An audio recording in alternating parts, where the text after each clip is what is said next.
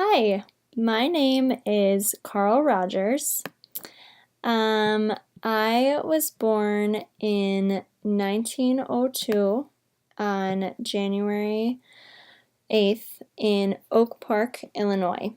My father was a civil engineer and my mother was a stay-at-home mom. When we were growing up as a family, I grew up with my family being very heavily involved in our church, and I was influenced with a very strict Protestant upbringing. As I was growing up, I realized that I really just kind of hoped for a more compassionate vision of Christianity.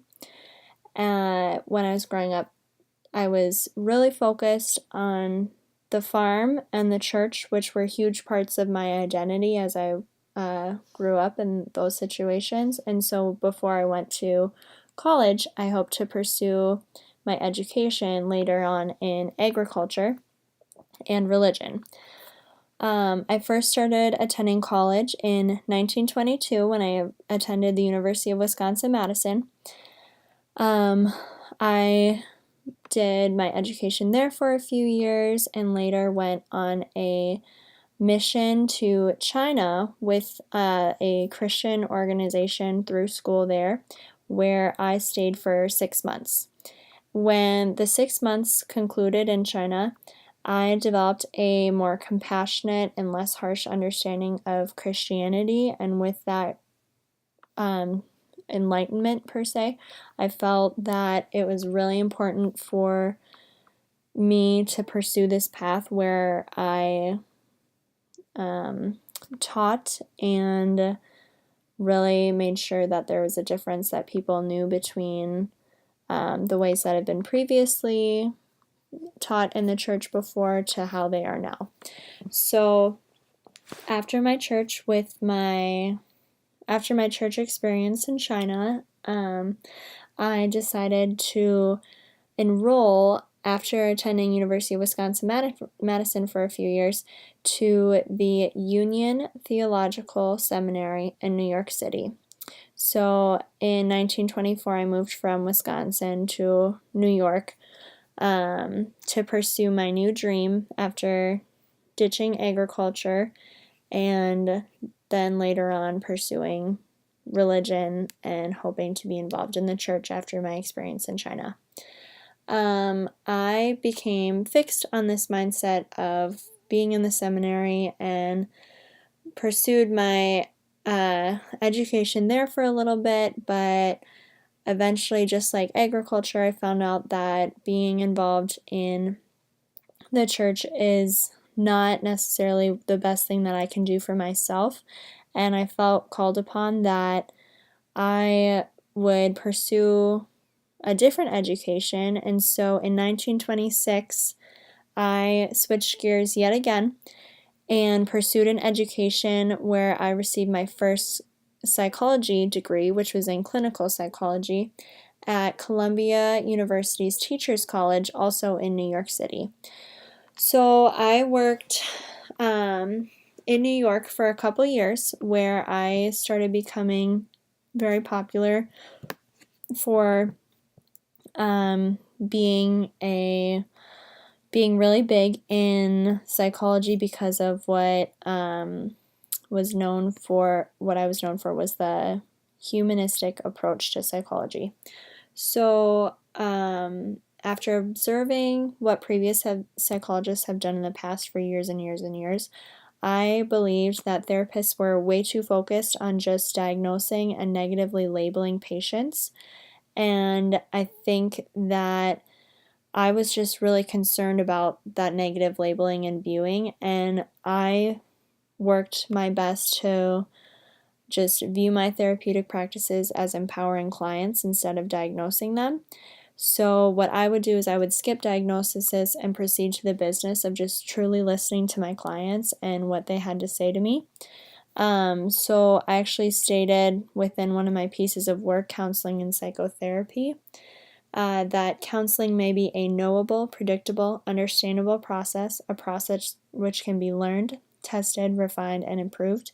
It is presented with the hope that it will lead counselors and therapists, both in the field and in training, to undertake further investigation in theory and in practice, which will enable us to deepen and perfect our knowledge of ways of enabling the individual to develop a more satisfying adjustment. So, again, this is just a really empathetic, sincere approach to my clients, and this led people to mark me as a humanistic psychologist, and this process was actually labeled as person-centered therapy after I first noted it as non-directive and then client-centered, and then decided on the term person-centered therapy. So the idea behind this method is that it is the therapist's task to follow the client's lead rather than the therapist directing the course of therapy by using reinforcement schedules and just deriving to solutions right away. So it's different because I'm switching roles from what previous psychologists have done in the past, where they will lead sessions and be very quick to observe and diagnose the patient. Instead, I am listening to what the patient has to say and then working to diagnose after that, after I've led them kind of to their own conclusion. So this method actually falls directly out of line with previous methods used by psychoanalysts and behaviorists. So I was actually extremely critical of the work of B.F. Skinner and most psychoanalysts at the time because both of those fields of behaviorism and psychoanalysis, the therapist would guide each session while looking to obtain a diagnosis almost immediately, so he or she thought that they could cure the patient. So behaviorism and psychoanalysis aped the methods of other scientists, but my approach was considered to be a humanistic approach to this. So I was very well known for just truly listening to the patient and then hoping that I could kind of let the patient come to their own sense of conclusion without having to negatively diagnose them so soon and so quick. Another popular term that I am known for was the term that I coined as as unconditional positive regard. So this means that unconditional positive regard is the belief of the intrinsic worth of the child/person. So I developed this while studying children and couples therapy for years and years and years. But unconditional positive regard is that the individual, the person who I'm studying, they, in whatever relationship they're in, they do not need to earn such love. It is a gratuity.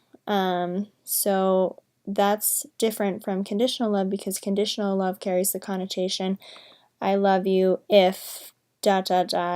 you do this for me, or you say this to me, or if you do the dishes, or do whatever, so that's conditional love. But I just think that that's really dysfunctional to the patient, and what I wrote in my book, A Way of Being, which I released in 1980, I said, people are just as wonderful as sunsets if you let them be. When I look at a sunset, I don't find myself soften the orange a bit on the right-hand corner. I don't try to control a sunset, I watch it as it unfolds, which was a metaphor for how I present my therapy, and I don't try to look at the person and say, well, change this much in this way.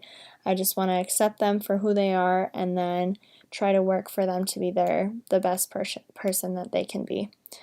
While working about how patients can be the best person that they can be, I was also very well known for discovering the true self and the ideal self while working towards a drive toward self-actualization. So